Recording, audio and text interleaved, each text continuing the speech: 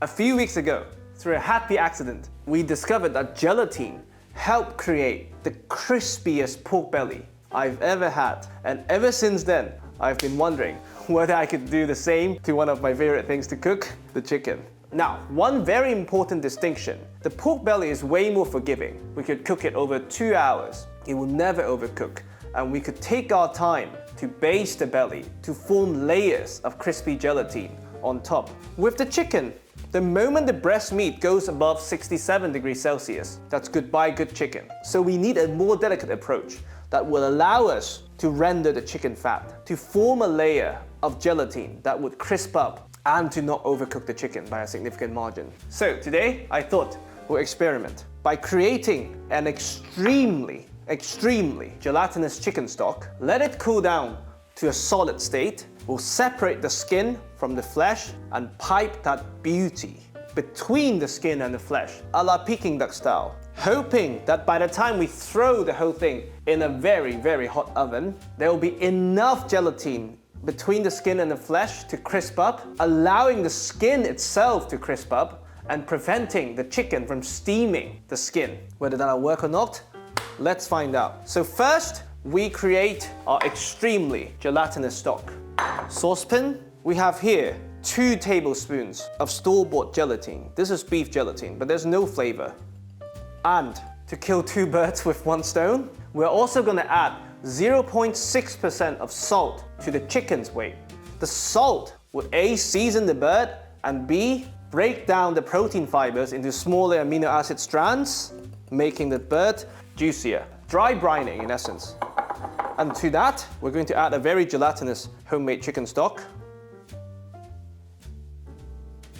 We mix in the gelatin so that they fully dissolve. And with powdered gelatin, you always need to give it time to bloom, meaning just soaking it before introducing temperature. So we'll leave it here for 30 minutes while we prepare our chicken. Like with most of my chicken recipes, first thing we do is we remove the wishbone.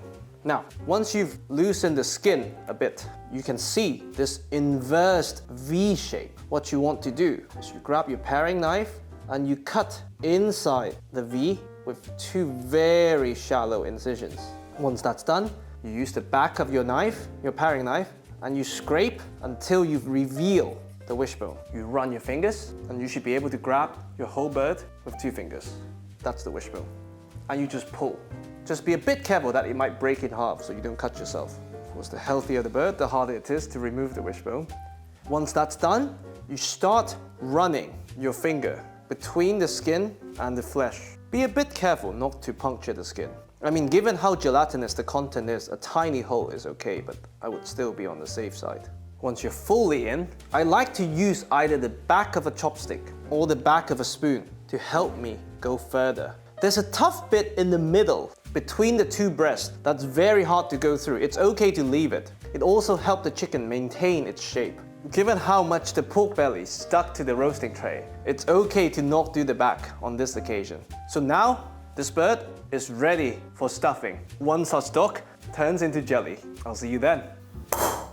Alright, after 30 minutes, I heated the liquid up slightly just for it to further emulsify and left it in the fridge for just about half an hour. This is what we have. We have salted chicken stock jelly, which is just perfect for stuffing. So let's do it. We have our bird. So we open this baby up. We grab the jelly, and it's a strong jelly. Make sure the jelly goes deep. And you try to spread as much as possible and as evenly as possible. Just to make it easier, I'm gonna cut the jelly up. Otherwise, they're too chunky and too sturdy. I mean, if this works out, we're redefining the meaning of crispy skin.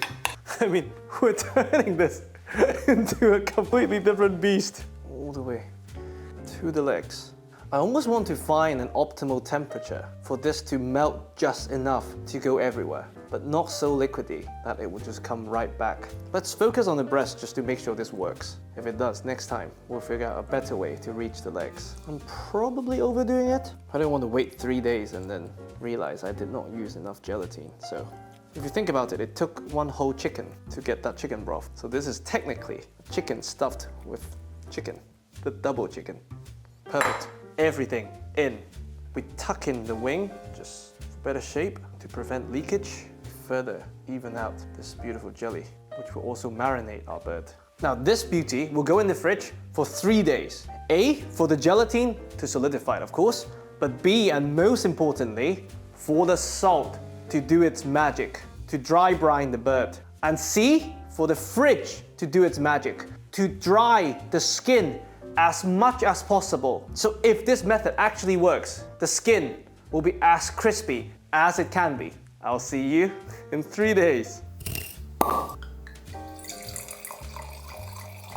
All right, after cooking this in my head for 3 days, we get to do the real stuff. Now, my ideal scenario is for the 350 milliliter of liquid to evaporate as quickly as possible, and then for as much gelatin to remain under the skin as possible for them to crisp up, forming a layer that's between the skin and the flesh, protecting the skin from the steam generated by the flesh cooking, helping the skin crisp up. We've done all we can, and now it's up to the oven. So, very simple here.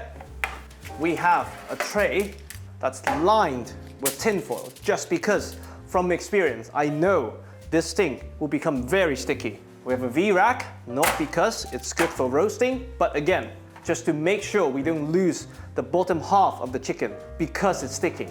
And of course, we're going to oil the rack as much as we can and pray it's not going to take the chunk of skin along with it when we finish cooking. We'll also oil our bird very generously, just to help even cooking in the beginning. You can feel the fridge and the salt has dried out the skin a bit, which is always good for browning. Let's do this. All right, the oven has been maxed out to 250, just to make sure that it is as hot as possible. Now, this whole thing goes in until the breast hits 60 Celsius, because the carryover cooking would bring it up to 67, the upper limit, before it starts to dry out. I'll see you probably in 40 minutes. All right, after 35 minutes, I think the bird has to come out. It's gonna smoke a bit. Ready? Ooh. Ooh. The gelatin has burned, that's for sure. Sounds crispy. Certain parts, I wouldn't say the whole thing. All right, I think we give it 10 minutes to cool down and we'll carve. All right, let's do this. Yeah, certain parts feels really crispy, but I can't say that's the whole bird. As you can see, a lot of the liquid did not get to drain off. In the first 10 minutes, I could see a lot of liquid coming out, so they did not escape the chicken via evaporation as I wanted, but they escaped anyway. Clearly not taking all the gelatin with them, given the color of the chicken, but I'm not sure the gelatin had enough time at high temperature to crisp up, like we did in our pork belly recipe. But, well, let's carve one and see. Since the breast was the primary recipient of the gelatin, I think we just go breast meat and see what happens. See, it's crispy in certain parts. So I suppose because of how the escape of the liquid worked. Oh wow, this is crispy here. The flesh is certainly moist. Well, shall we? Very moist flesh, incredibly moist flesh. The skin, I would say it's decent crispy. I can't say it's crispier than my other recipes. Well, let's taste. The chicken is incredibly juicy and flavorsome, almost a bit of wet brining characteristic. It might have absorbed some liquid during the 3 days in the fridge. Again, we all know only water gets absorbed, so it's not like it's taking the chicken broth with it. So yes, it's juicy in terms of liquid. The skin is okay, my mind's not blown. The problem with gelatin is that it's only water and alcohol soluble. You cannot bloom gelatin in oil, otherwise that would just be a dream. And I think because I was doing it for the first time, I got overly excited. I used way too much liquid. What I should have done was to find out the minimal amount of liquid required to bloom the gelatin and just add a thin layer of that. Or better, try to add gelatin sheets and see if that would work. So don't get me wrong, this is a wonderfully tasty chicken. Probably one of the best I've had. You can actually taste the chicken broth, but it's not the crispiest skin, unfortunately. So this is to be continued. And I'll be back.